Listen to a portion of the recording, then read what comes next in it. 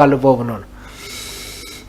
pour man en fait il faut vraiment man gëmuma ne wax dëgg yàlla li nit ñi gëm man gëmuma ko. muy lan. gëmuma ne Macky Sall sera candidat. gëmoo ko au secrétariat général des Nations Unies. parce que professeur Sànq bi ñu ko posé question mu ne nañ xaarani d'abord la réaction de Macky Sall. non gëmuma ko. gëmoo ko parce que xam nga tax oui. dafa am loo xamante ni dafa am loo xam ne dafa am ba des gis nga fokk ñu xam fan la ñu toll ak le secrétaire général ban critère la war a am. gis nga le secrétaire général des Nations Unies. lu koy accompagner. yan caractère la ñuy xool ci moom lan critère la ñuy xool ci moom. déjà critère bu ci jëkk mooy lan il faut que mu bañ a doon un homme clivant. c'est-à-dire. clivant koo xam ne da ngay indi sa personnage ci boppam dafa war a dindi jiixi jàqa ci nit ñi. te la preuve mooy. li ñu gën a bañ mooy lan les personnalités fortes là on n'a pas besoin de secrétariat général des Nations Unies bi ci géej mooy pour man gëwuma ne Macky Sall va être secrétaire général des Nations Unies gëwuma ko. gëmoo ko parce que Macky il est très intelligent xam na fi mu mën a faloo fi mu mënul faloo. d'accord Macky mais pour man le pouvoir dafa ragal Macky dañoo ragal Macky Sall. est-ce une stratégie non pour man oui waaw. pour man le pouvoir ci boppam ñoom dañoo ragal Macky Sall. débat bi jékki-jékki saa yi enfilé wu ni est-ce le une pouvoir a stratégie peur ci de wàllu Macky boobu. Sall elle a peur des stratégies de Macky Sall xam nga tax ma wax la loolu. oui pour man ce pouvoir là à chaque fois. Macky da leen di dofloo. daf leen dofloo se joue de parce que day def benn affaire boo xam ne mais secrétariat général des Nations Unies xam nga yow tous les secrétaires généraux des Nations Unies yi nga xam ne amoon nañ su ma juumul ñoo ngi toll ci 8 wala 9 ans su ma juumul. ça dépend chiffre bi je l'ai pas en tête. d'accord kenn moo ci mës a nekk un homme politique koo xam ne mës na doon un premier ministre. xam nga mooy kan mooy Guterres bi. António Guterres portugais moom rek moo nañ ci nekk un président de la république koo xam ne dafa wàcc après mu doon secrétaire général des Nations Unies musul am parce que le premier critère xam nga may lan il faut être un diplomate ku miin les rouages des Nations Unies koo xam ne dafa miin Nations Unies ni muy doxee ba pare nekk un onusien mooy lan un diplomate onusien xam Nations Unies tey jii je te donne un exemple. oui.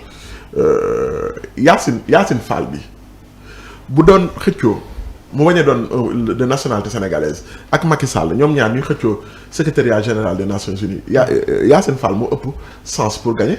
moo ëpp sens. non mais parce que moom ci boppam c'est une onusienne boo xam ni maanaam diplomatie onusienne da ko maîtriser te yàgg na liggéey aux Nations Unies.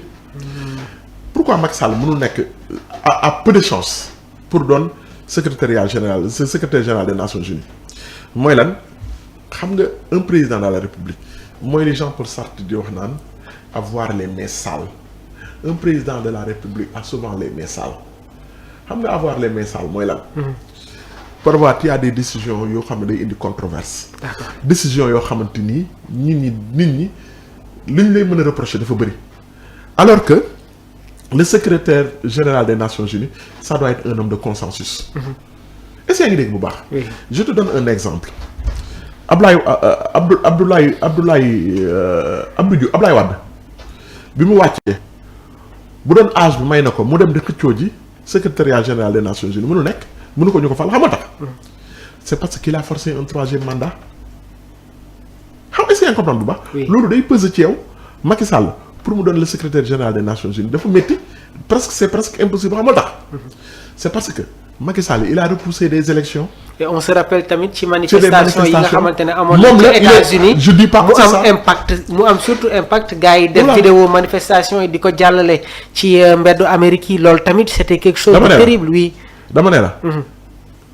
le secrétaire général des Nations Unies n'a pas besoin d'être un homme politique fort alors que quoi qu'on puisse dire Macky Sall est un homme politique très fort parce que pour jàll. dafa am 3 pays yoo xamante ni ci yan condition la ñu war a kii parce que gars yi il faut que ñoom ñuy gëstu tamit di xool. parce que dafa am ce qu'on appelle le principe de la rotation le principe de la rotation des zones géographiques c'est pas écrit aux États c'est pas écrit au Sénégal c'est pas écrit c'est pas dans un texte.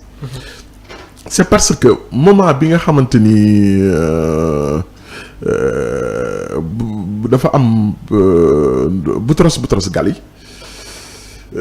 bi muy doon secrétaire général des Nations Unies. oui. c'est parce que moment boobu noonu dafa am Boutros-Boutros Ghali égyptien dafa dem benn moment boo xam ne dafa xuloo ak États-Unis dafa am ñetti dëkk yoo xam ne dañoo am le droit de veto ku ñu d'accordul ne yow doo doon secrétaire général des Nations Unies ñoom am nañ droit dugal seen veto. ñooñu ñoo nekk ci conseil de sécurité ñooñu ñoo am conseil de sécurité des Nations Unies ñooñu am droit de veto. muy Royaume-Uni la France. La Russie les États-Unis ak Royaume-Uni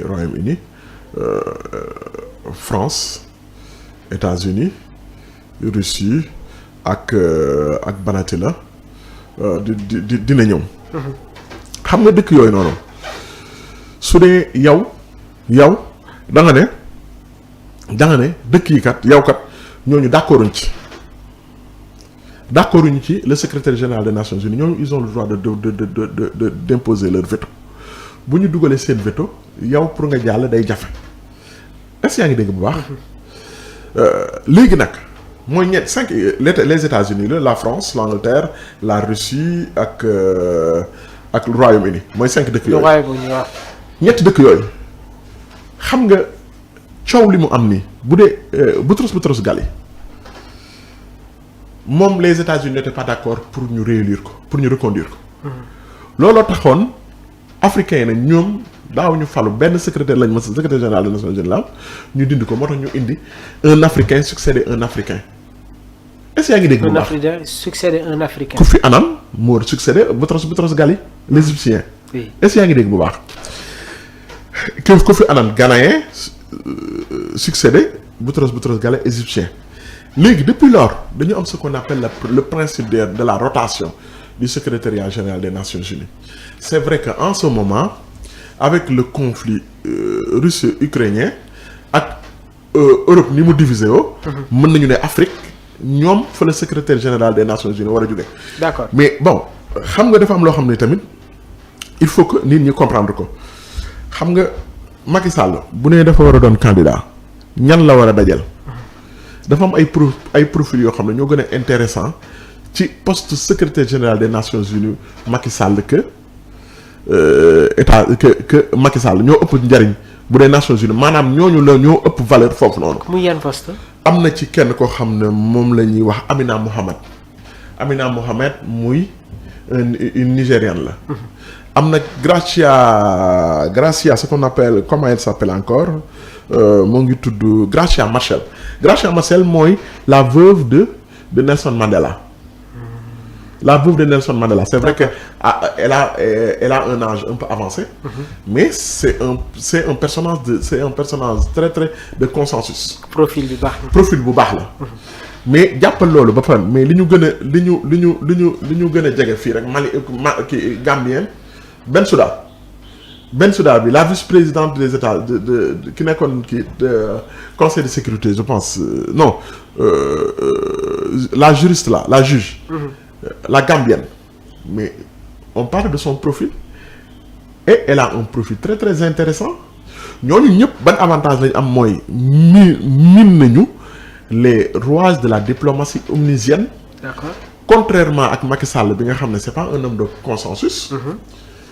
maanaam ba mu jógee pouvoir ak yéegi yàggul waaw. et sa candidature ne sera pas portée par le Sénégal. waaw que ci foofu sax parce que gis nañ ay yenn spécialistes yuy wax ne que aujourd'hui si le président de la République n'est pas en phase avec l'ancien président mun na am quelques problèmes concernant tamit voilà poste bi nga xamante ne que mi ngi koy séntu au niveau européen.